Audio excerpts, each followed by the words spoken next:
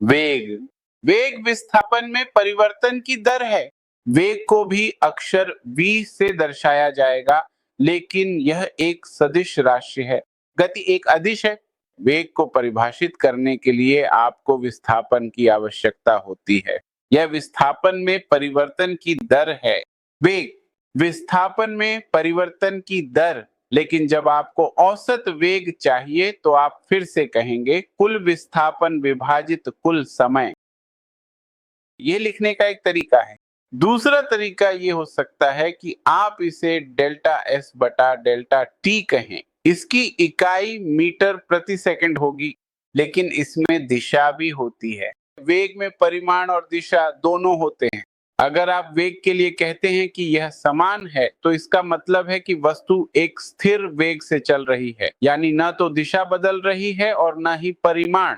अगर वस्तु असमान वेग से चल रही है, तो इसका सीधा मतलब है कि वेग बदल रहा है, और यह परिवर्तन तीन तरीकों से संभव है। यह दिशा में परिवर्तन हो सकता है, परिमाण में परिवर्तन हो सकता है, या दोनों में परिवर्तन हो सकता है।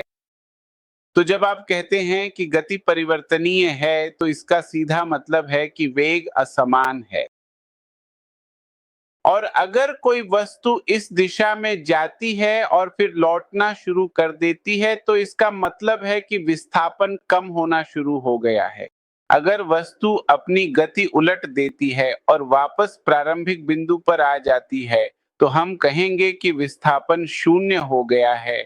विभिन्न प्रकार की गतियों के लिए हमने समय और वेग के बीच का ग्राफ दिखाने की कोशिश की है। हमारे व्यावहारिक जीवन में गति के विभिन्न प्रकार होते हैं। उदाहरण के लिए यह वाला, इसमें वेग स्थिर है। आप कह सकते हैं कि वेग समान है, तो स्पष्ट है कि त्वरण शून्य होगा। यहाँ थीटा नियमित रूप से शून्य है, मतलब यह समय अक्ष के समांतर है। आप कह सकते हैं कि यह एक्स अक्ष के समांतर है। थीटा स्थिर है। थीटा शून्य नहीं है, लेकिन यहाँ वह स्थिर है। वेग नियमित रूप से बढ़ रहा है, ये बढ़ रहा है। और अगर वेग बढ़ रहा है तो त्वरण धनात्मक होगा। यहाँ इस विशेष स्थिति में वस्तु का वेग लगातार बढ़ रहा है, और इसके साथ ही वेग में वृद्धि की दर भी निरंतर बढ़ती जा रही है, जो एक महत्वपूर्ण अवलोकन है। तो आप कह सकते हैं कि त्वरण धनात्मक है और बढ़ रहा है। वेग नियमित रूप से बढ़ रहा है। और थीटा के बारे में क्या? थीटा का मतलब है केवल इस ग्राफ का एक्स अक्ष के साथ कोण। यहाँ ये थीटा नियमित रूप से बढ़ रहा है, आप देख सकते हैं। यहाँ थीटा बढ़ रहा है, तो आप कहेंगे कि तीसरे ग्राफ में थीटा बढ़ रहा है।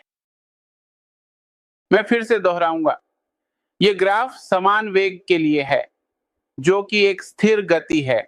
यह ग्राफ बढ़ते हुए वेग के लिए है, जबकि यह वाला ग्राफ बढ़ते हुए वेग, बढ़ते हुए त्वरण के लिए है, और साथ ही त्वरण भी धनात्मक है।